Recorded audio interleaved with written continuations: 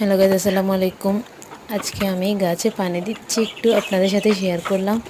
আর এই গাছগুলোকে উপর থেকেই পানি দিতে হয়, কারণ নিচ দিয়ে আমরা গিয়ে যে পানি দেবো ওটা সম্ভব না। যদিও সম্ভব হয় তাও খারাপ দেখা যায়, কারণ ওই সাইডে একটা মাদ্রাসা আছে। মাদ্রাসায় হুজুর বা বাচ্চা পোলাপাইন থাকে, তো এই জন্য যাইতে পারি না। তো যতটুকু পারি উপর থেকেই পানি দেওয়ার চেষ্টা করি।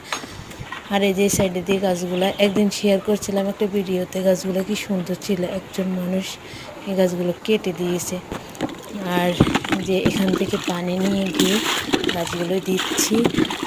আমার ভালো লাগে গাছগুলো পানি দিতে। অবশ্য প্রতিদিন যদিও গাছে পানি দিই না, একদিন পর একদিন দিই। যে এই ছাদে একটা গাছ করছে, এদিকেও ছাদের এই এক কোনা দিয়া এগুলো একটু পানি দিই।